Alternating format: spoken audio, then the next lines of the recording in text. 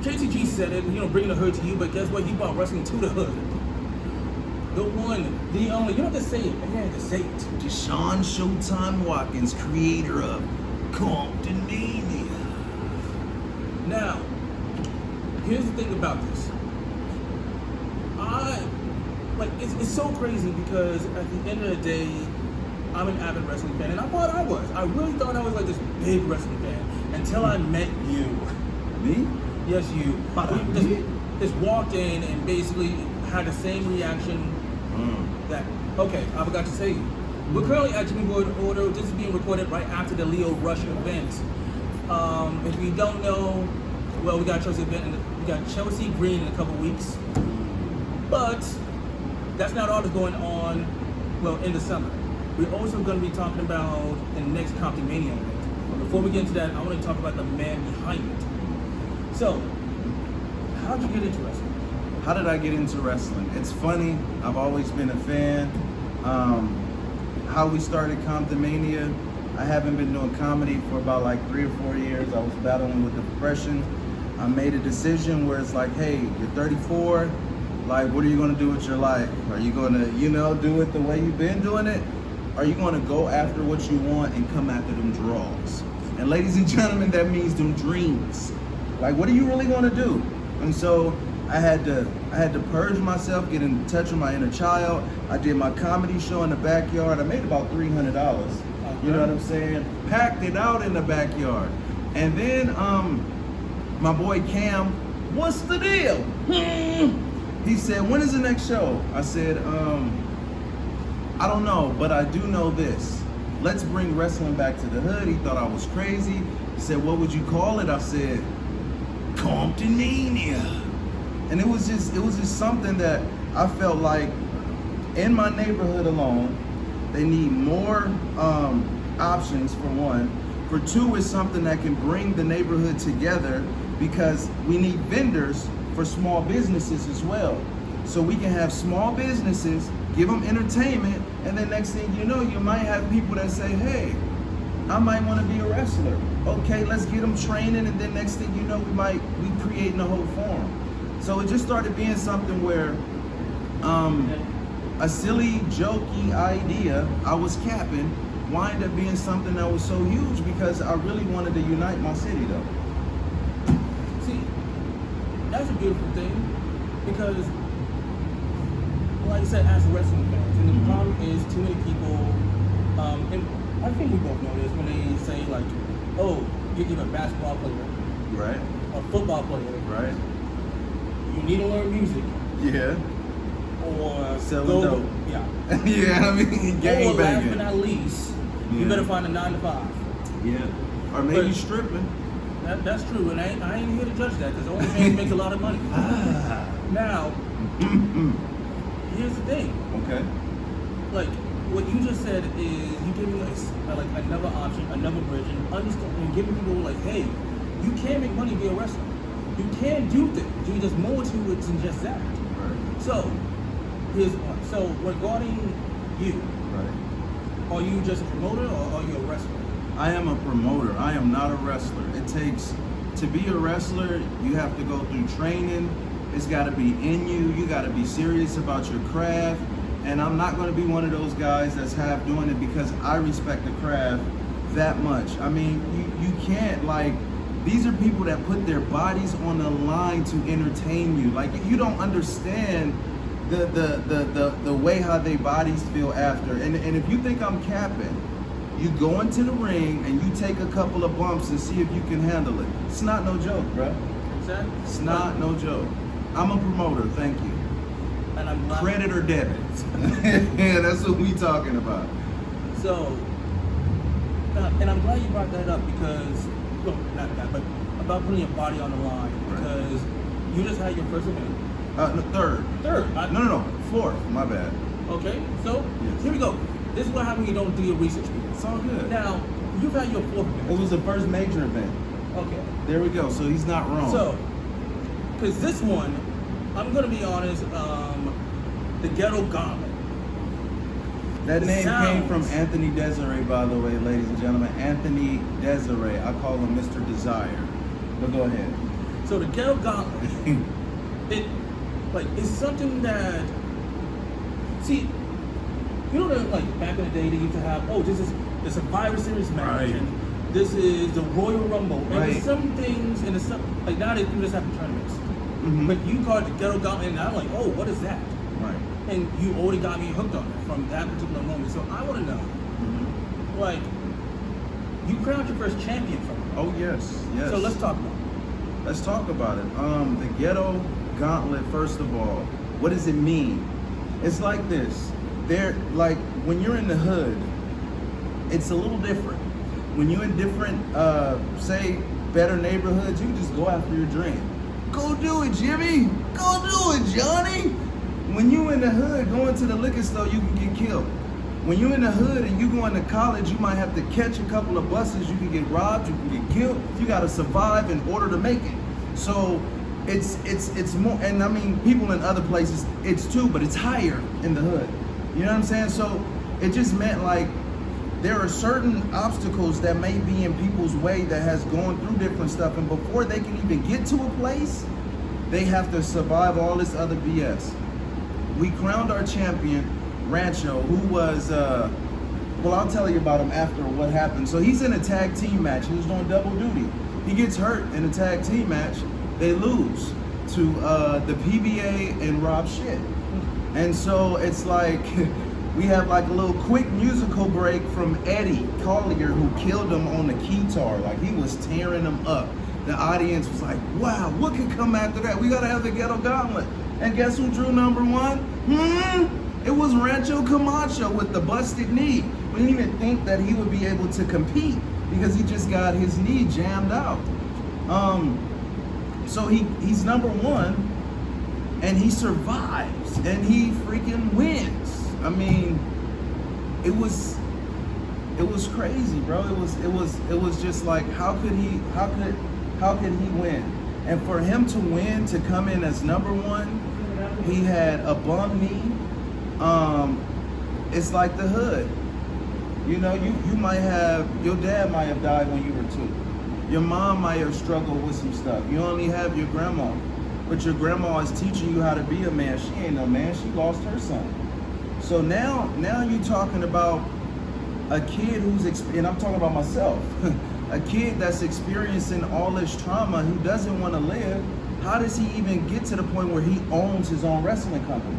And it comes to a part of taking accountability, growing as a man, understanding that no matter what happens to you in your life, the reason why you're in that position is based off of the choices you make and how you treat people.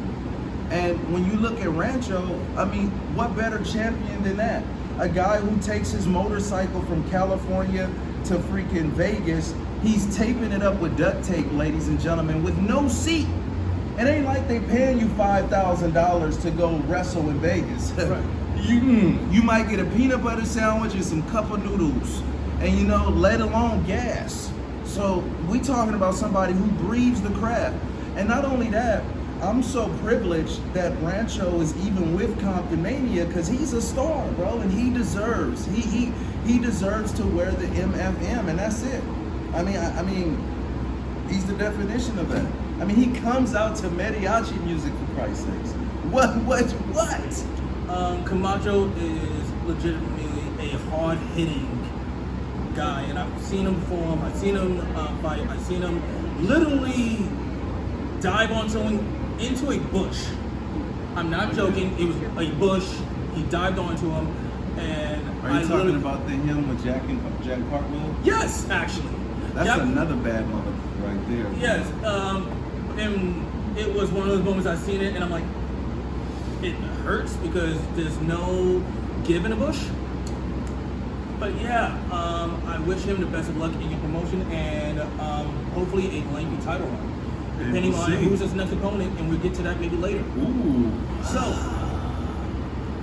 that brings me to, speaking of, like what we were gonna say, his next opponent, Slauson Slam. Ooh, lit. So it's very interesting that COMPTONMANIA is bringing you Slauson Slam, because I'm like, another name made by Anthony Desiree, ladies and gentlemen. That's 2. So I'm curious, like the next one's gonna be Inglewood what? So gonna be Inglewood Bliss, gonna be East LA, gonna be East LA Trap. I don't know what else, but it's gonna be interesting. It's at the end of August, correct?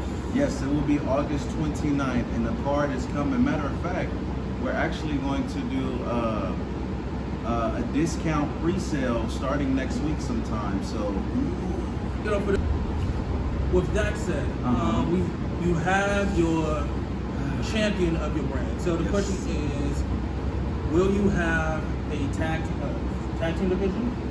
Will you have a women's division? And will you have maybe a secondary title? And if so, I'm not saying to say it now. I'm not even gonna say hint towards it, but I will say, will you have, like, what might we see? What might we see at Sloss and Slam? at Sloss and Slam, you are going to see, you have no idea, bro. I know, because we're putting this thing together. And I don't want to give away too much, but I guarantee you a straight punch straight to your nose. It's like if you get into combat, right, and you're face to face, and you're going to jab their nose up, they're going to feel it. You're going to feel it, so you do not want to miss it.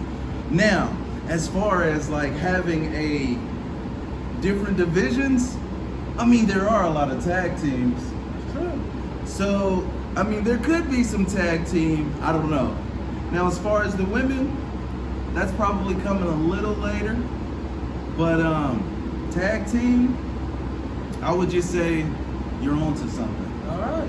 You're onto something. And as far as the secondary, you know, not yet. We still got to show people, you know, I want to show people the roster that we have so you can really see. And so you get quality and not like a whole bunch of stuff that don't make sense. So, because I know, like, there's a lot of places that do cruiserweight division. Yep. That and then there's some that do the secondary in the United States, or even like the inner city title. It's not bad. I should probably write that down, but still, it's nice. It's one of those things that you're just like, oh, I wonder what's next for it. Because COMPTONMANIA seems to be one of those brands that will be growing. So, speaking of growing,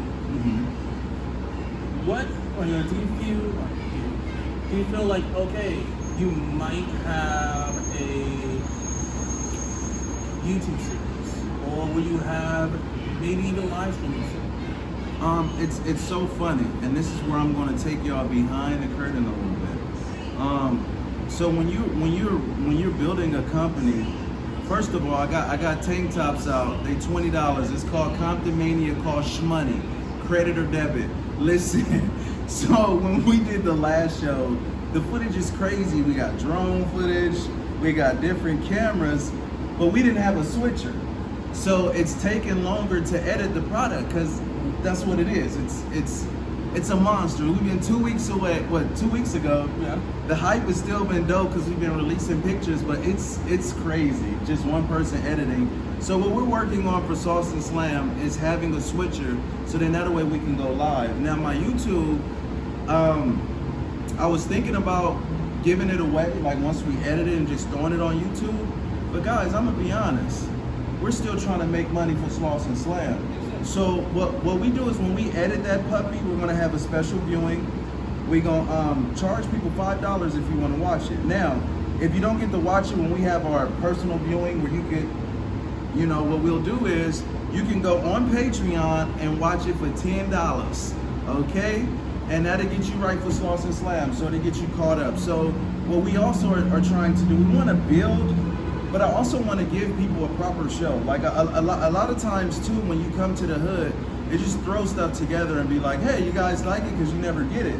But no, I want to make people feel like how I felt as a kid. Like when I first walked up into this extravaganza, all this swag here, it makes you almost want to cry inside because it takes me back to being a kid where I was just like, man, I used to wish I was white. Do you understand me? Like, I'm not even capping, bro, because these were the only heroes I seen, bro. I mean, like, here's the thing, I completely get you, and I'm not going to... But I love my blackness. But I'm just saying, when I was a kid, I wanted to be white. See, I didn't say that part, but I will. No, but I'll tell a little story. Like, I agree because that's something I spoke to with 2 other professional wrestlers that was champions. I'm like, it means something when we see someone that's like us. Yes. Make it there. This is, and I feel the same way regarding champions of other ethnicities, like Eddie Guerrero, like Rey Mysterio, Like Rancho Camacho. Exactly. Real quick, in the city of Compton alone, it's 70% Latino, 30% African American. But the Latinos feel like they're not properly represented in Compton. So it's just like now they got a Latino champion. So it's just like stuff like that is life changing. Now I didn't set it up like that. The man is just that damn good. You get what I'm saying? But go ahead. I'm sorry. No, but you're 100% correct. It's not the fact that you made him. How can I put it? Okay, listen. This is nothing personal to WWE. Huh? It's not political. Huh? Like, it's not political, you mean? Who? It's not political, you mean? No, that's not. I mean, technically, yeah. And for the record, this is still a live show. I don't care if anybody is behind. Yeah, there's people that's here. This is a show. But here's the fact. Here's the fact is like there's particular wrestlers Right. that we see, especially in WWE, Right. that might get a championship Right. because they want that culture to be represented. When the truth is, that person really doesn't represent the culture how they want it to be represented. Like, okay, I'll give you an example. Do you remember the Great Khali? Yes, I do. Versus, or there's Jinder Mahal. exactly where people just backlash against him, not because of him being heel, but how he's portrayed. Now, Rancho Camacho, on the other hand, is being portrayed as different. You portray him as someone that has been fought, tooth, nail, beat the ghetto gauntlet, hurt, That's what he did. injured. Yeah. And here's the best part about him. Kane was like, he is hardworking. He went from one place to another with a bike that is put together by duct tape. Yes.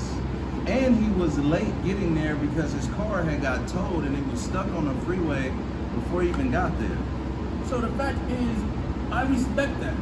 And the fact is, there's champions that you respect. Now, it works out that way because nowadays, I know particular promotions say, oh, there's no heels and there's no baby faces, which is technically true because sometimes you cheer the heels. Yeah. Because you relate to him. That's what characters is. Like there's no right or wrong. You relate to him. Like, I mean, people don't get mad at me for saying this, but people think Donald Trump is the devil, like, for the most part. But to some people, he's a hero. Like, I mean, hey, you have to, whether you like it or not, that's his perception on 2 different, everybody's not going to hate the same people. You know, it just don't work like that. You may love your mom, but other people might say your mom ain't, you know what I'm talking about? So, like, that, hey. No, I 100% agree, and that's personal perception. Yeah. Now, the reason why I brought that up is like it's not like the way how you have structured, and at least the way how you tell the story of COMPTONMANIA, it works out so well, and I give you credit because there's some people that this is our champion and walk away. Well, and you know, I appreciate the credit. It's a team effort as well. Like, what it is like, you want people to be true to whoever they are. That's it. Like, just be you. Like, what is this like who is this person? What? And I encourage you to be you, but be respectful in the business aspect of things as well. And for me, I feel like being from Compton, there's a stigma. When people hear that you're from Compton, they think you're gonna whoop their ass, or like you might shoot them. You might, oh, you can't mess with him. Me from Compton, but I'm a nerd, just like you are. I'm just a ghetto nerd. Like, I mean, you know, like it's just like you on a T-shirt. A ghetto nerd. Ghetto nerd. Swear to God. There's gonna be so much like merch coming from this one episode.